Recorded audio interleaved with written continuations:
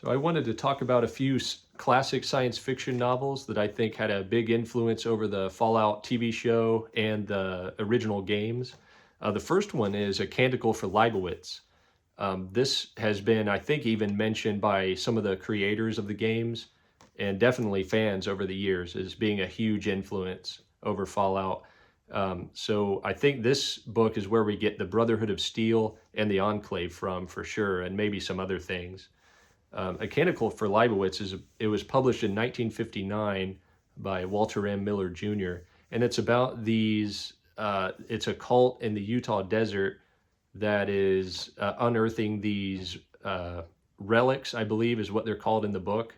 In Fallout, they're called artifacts, and it's basically pre-war tech that these rival factions use to shape the wasteland, the politics, and their influence over people on the surface.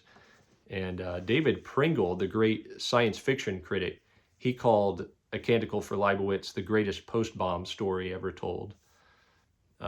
So that, I think, is probably the biggest of all these books, the biggest influence over Fallout. The next book is Boy and His Dog, the great short story by Harlan Ellison, published in 1969. It's part of his short story collection, Beast That Shouted Love at the Heart of the World. It's about this guy, this kid and his dog that are holed up in an abandoned factory, if I remember right. And they're hiding from these raiders or like these junkies that are out to get him. And I think that's where we get the whole notion of the lone wanderer partnering up with his dog. In Fallout, it's dog meat in the games. And so definitely that was an influence on the show. And I think so. If you've read the book, you know of Iguana on a Stick, and if you've played the games, Iguana on a Stick is in those too. So I wanted to mention that. The other classic novel that a lot of science fiction fans read that I wanted to mention was Forever War. This was published in 1974. It's Joe Haldeman's great novel.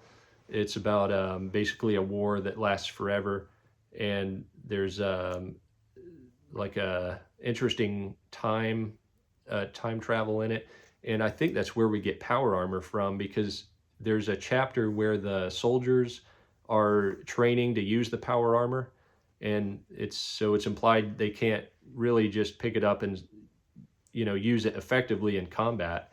In the book, there's a character where she jumps too high and gets hurt on the landing in the power armor because she's not necessarily trained to the full extent on it.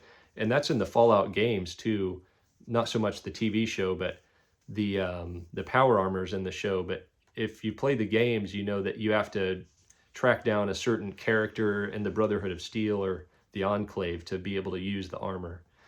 So those, I think, are the big three: A Canticle for Leibowitz, Forever War, and A Boy and His Dog. Those are the biggest three books that I think had the most influence on the series. But there's a few other books that I wanted to talk about that I think definitely where the creators of Fallout pulled some specific things out of for the show and the games.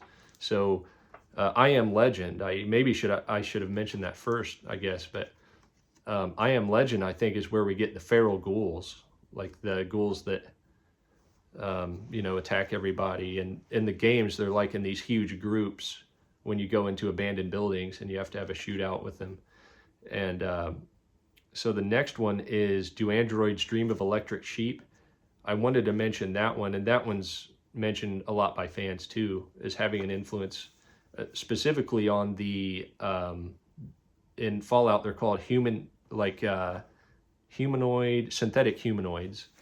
So in the book, they're called replicants, and the main character is this guy he's responsible to figure out who, if these people are real humans or are they replicants. And I think specifically in Fallout, there's like the Gen 1 and Generation 2 synthetics. They're like these clunky robots that just kind of walk around in factories and stuff. But the Generation 3 replicants or the synths, I think is what they're called in Fallout. They're indistinguishable from humans. Like they have flesh and blood and everything. Like Nick Valentine from Fallout 4 is definitely a synth.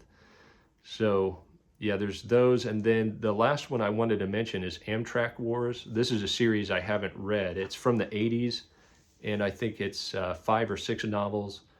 And it's about this subterranean civilization, kind of like the Vault system from Fallout. And they go to the surface and fight these mutants, these people that have adapted to life on the surface after the bombs fell. And that's like one of the broad strokes of Fallout. So those are the ones I wanted to talk about. I know there's dozens or maybe hundreds of other classic science fiction books that where Fallout got different ideas from. So I just mentioned these, but let me know in the comments what you think where other ideas were taken from to make the games and the TV show. But thank you so much for watching, and I'll see you next time.